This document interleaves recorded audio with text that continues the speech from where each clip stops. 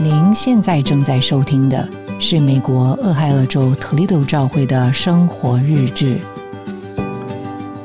今天要和您分享的题目叫在旷野的呼喊。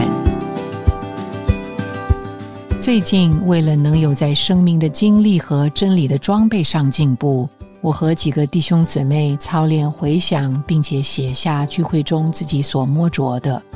在写作的过程中，我看见自己在真理和经历上有许多的缺乏。一个周六，我们本来打算请一位对真理有丰富经历的姊妹一起来修改文章，但是她从来不是为了事物而来，这次也不例外。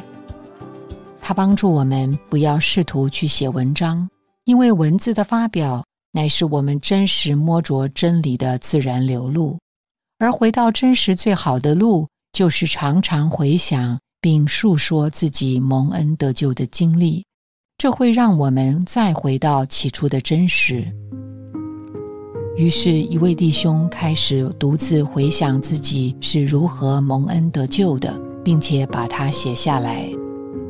当我们再回来的时候，我察觉他变了，他自己也见证说，从开始回想的那一刻起，话就源源不断地涌出来了。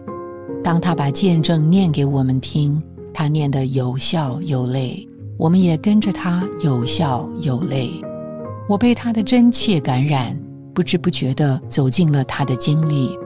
其实是再次走到了自己蒙恩得救的经历。在我去印第安纳为了读博士，追求人生理想的路上，与神交涉。在那个超市的停车场，我为了人生的抉择寻求主的带领。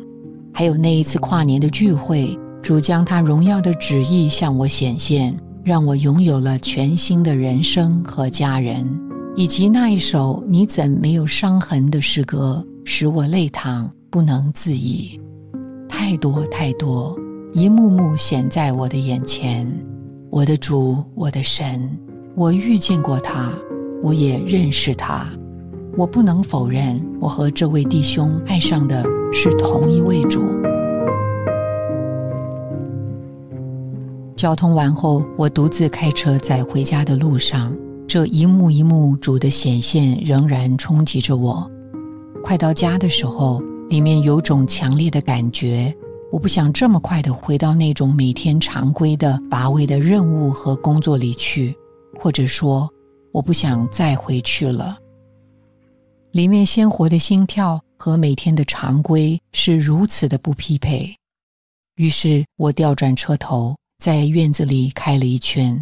最后还是顺着心跳的感觉又上路了。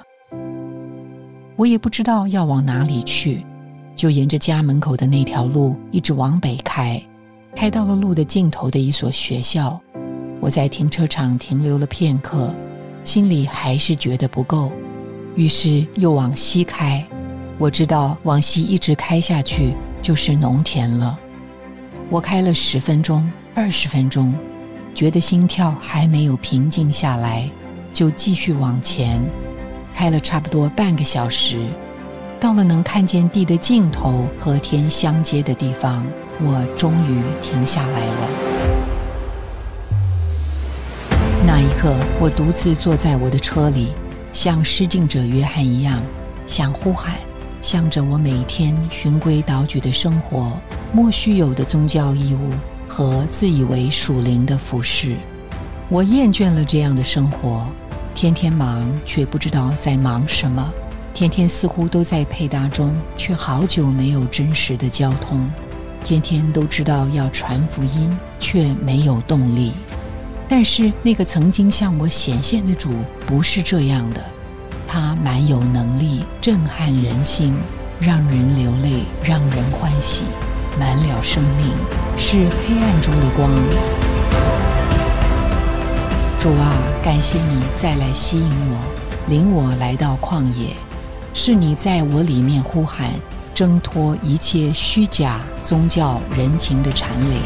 让我快跑跟随你。感谢您的收听，希望您能从今天的信息中得到亮光和启示。你的点赞、留言、分享、转发，是我们持续制作的动力。我们的网址是 thechurchintoledo.org， 期待我们下次空中再会。